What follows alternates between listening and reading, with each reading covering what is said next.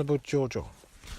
Now, we're in the camper van and it's 30th of July and it's 2018. And I'm going to tell you a story about Jojo the cat.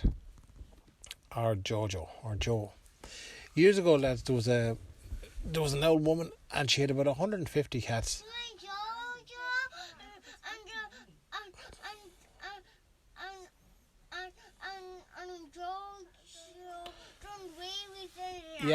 Yeah. Okay, now I'm going to start again then, right? Right, I'm going to tell you the story about Jojo the cat, right? And years ago there was this poor old woman and she was a real nice old sort. And she lived by herself, but one thing she used to love and that was cats. And when she got one cat, she got two cats, and eventually she had about 150 cats. And the poor old creator used to spend all her money on buying cat food. And she'd buy chicken legs, she'd buy mince, she'd buy the nicest of food and ham and all for the cats, while she only ate white bread and now drank black tea. And but she was happy and the cats were happy. That was the most important thing. But there was a man lived next door to her. He was a big 2-story house and he thought he was he had a perfect life. He did everything the right way in life. And he had a big dog and he thought this was the very male thing to have a big dog. He was very like Colin, right? And but really the dog didn't like him at all. If the dog had his way, the dog would have left him, but the dog didn't know any better because dogs don't really know. Like when the dog knew that the man fed him and looked after him, but he probably would have left him because the man really annoyed him. But anyway, the fella didn't like the woman next door because she was different, and the fact that she had these 150 cats, even though her cats never came into his garden, he didn't like the idea of her having that many cats. He felt that she shouldn't have that many cats.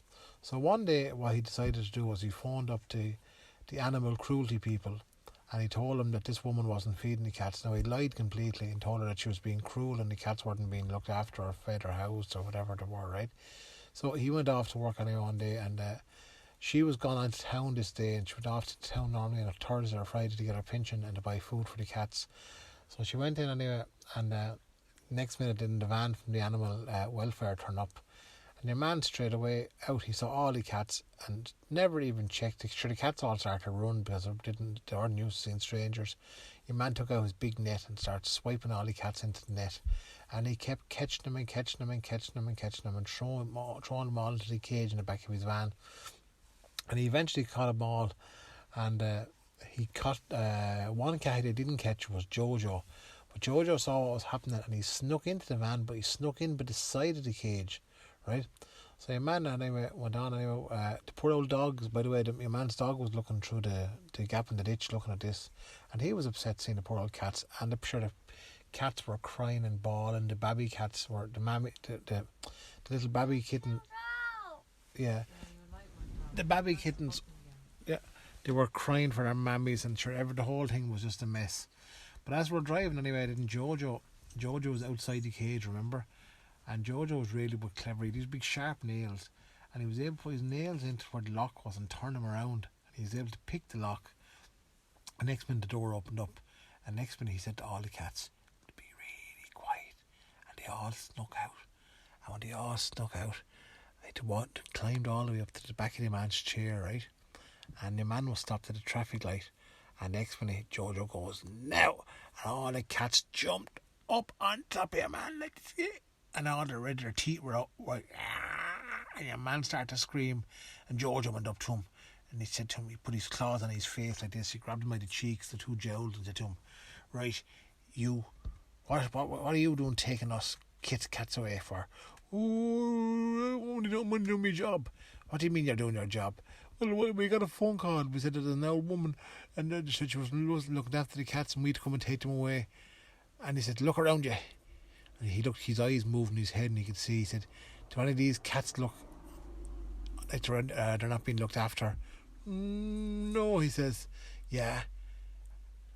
And all the Jojo said to all the rest of the cats, "Is the woman really good to us?" And all the cats said, yeah. "Does she ever be cruel to us?" No. So Jojo then said to your man, See all the bother you caused us?" I said, Yeah, I'm very sorry. "Now tell me this, I said, who told you about this? Was it your man next door?" I said, Yeah, he phoned. Jojo said, "I thought so." So I said, "Tell you what you do now." I said, "You just pull in there now. opened the door and let us out. I said, no, I'll drive you back, he says. I'll drive you back, it's the least I could do. Do that, so he says. So I drove him back to the house, and he said, the old fella said, listen, I'm very sorry about that. I said, but tell you what, if you look there in the boxes underneath where your cages were, there's tons of cat food and cat nuts and all there. Take them with you, will you? Thanks a million, Joel says, we'll do that. So they offloaded all the stuff out of the thing anyway. And all the cats, the man went on, and all the cats had a big feed and a big drink of it. It was special kitten milk. It was the nicest milk you could get. The big feed, George said, I want eat up, lads. I want you to eat up, drink loads. I want you to drink loads, he says. So now Jojo said, right, come on, follow me, lads. And they said, where are we going? Follow me. So Jojo went up to the gap in the ditch where the dog was, and he said to the dog, he says, did you know what your fella just did there? I said, no, but I'd guess. He said, yeah. He said, he phoned up and he said that the woman here wasn't looking after us. I said, that's not true. That wasn't very fair. I said, yeah, it was an awful lot of bother. And he said, tell you, will you do me a favour?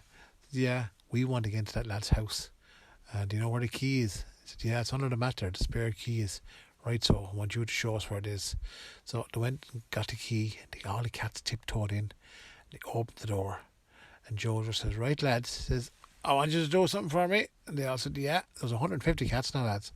I want you to do a big shite wherever you find it possible to have a shite. Okay, so all the cats went around the house, and you know what cats are like. One shat in between in his bread bin, one shat in his toaster, one shat on his toothbrush, one shat in the corner on top of his remote controls, the other one shat under his pillow. Anywhere that your man could find cat poo, the cats did it, right? In the fridge, right? In his ice cube tray, right? In his butter lid, one cat did it, right? And Jojo said, come on then, lads, quick. They're all done their business, right? I said, right, I want you to do one last trick for me, especially all the tomcats. And they said, what? Tomcats, come to the front. All the tomcats come out. Now there's loads of tomcats. Now, on the count of 3, I want you to get your bums all ready up. And 3, 2, 1, fire engines. Fire engines. And the cats, the wee-weed everywhere now, right? They pissed up into the ceiling, onto the curtains, around his telly, onto his sofa, everywhere. And doesn't cat wee smell really bad? So they sprayed. And George said, right, lads, we're done here. And they walked out, said to your man, thanks a million to the dog. Thanks for letting us in. No bother, said the dog. I'd just say I saw nothing. No, good man. So your man, anyway, the old woman that came back anyway, and she had to come back from town. And the poor old Claire, she didn't know it was any different. She just said, how are you, lads? How you getting on? Nah, everything okay? Oh, no bother. All's been good since you went away. I said, where did the cat food come from? She said, oh, someone left that in. Oh, no bother at all, she says.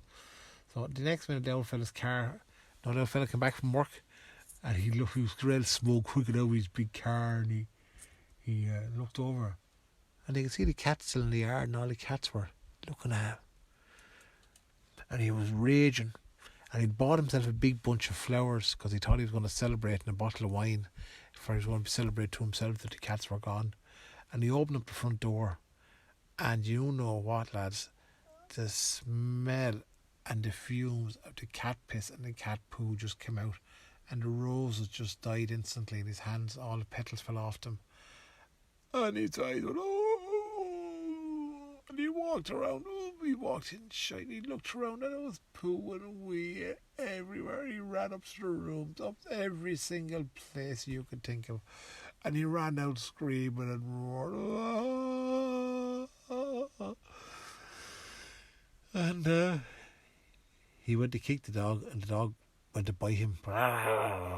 No more, he says. And the poor old woman took the dog, said, come here to me, poor Pupsy, he said. And he said to the cats, said, do you mind if Pupsy comes stays with us? No bother, we love Pupsy. And they all went up and they all purred against the dog. And the old fella went on, and he sold the house about 3 weeks afterwards. And then they had to knock down the house. You know why?